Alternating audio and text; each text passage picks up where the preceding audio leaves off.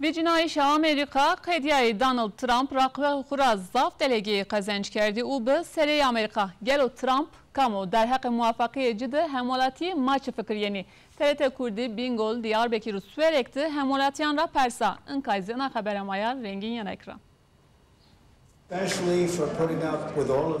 Virginia Amerika qediye Donald Trump rakibe xuraz zaf delegi kazanç kerdi u be seri çoras poncine Amerika. Aşma konun o peyindi qediyayişi vazife Obama radıma Trump vazifeyi seretiri dezpeykeno. Ajansa Zazaki, Bingöl, Diyarbakır Siverek'te hemvelatyon ra persa. Gelo Trump komu. Trump nasıl Trump komu? Hadi sözlersin Trump komu. Divar zaman, niçin gemani dezemazsın Trump komu. Donald Trump komu. Donald Trump buna hep ne şnaslanır ki? Devamları ne diyor? Şey ne var ki şnaslar Türkiye yok çıkıp derdik anlatmış bir ki. Trump komu. Vallahi milli değiliz ona tehlikeli futbolcu. Trump en iyi şnaslanır. Ayagar'ın Amerikan vatandaşı, zengin bir çocuk.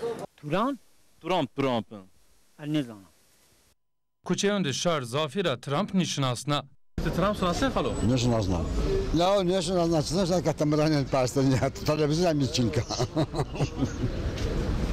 Tenis nasıl? Beni asa çıray. Apa aşağı nişinasna. Trump sonrası.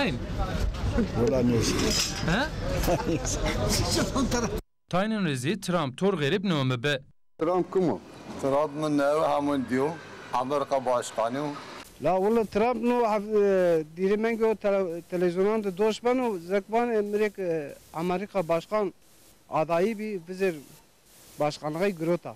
Başkan Amerikan.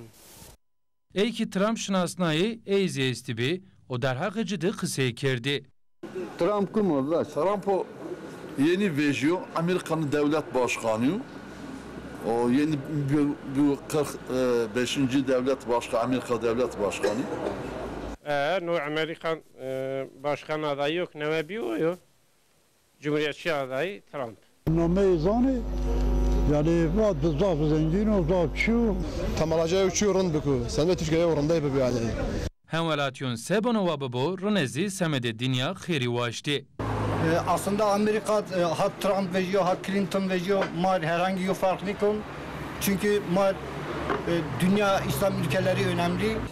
Yani mavazin dünya üzerinde ve adaletli ve hak mazlumun korunmuş bir ker. Amerika seçimi dünya üzerinde zaf etki, zaf önemli bir seçimi ki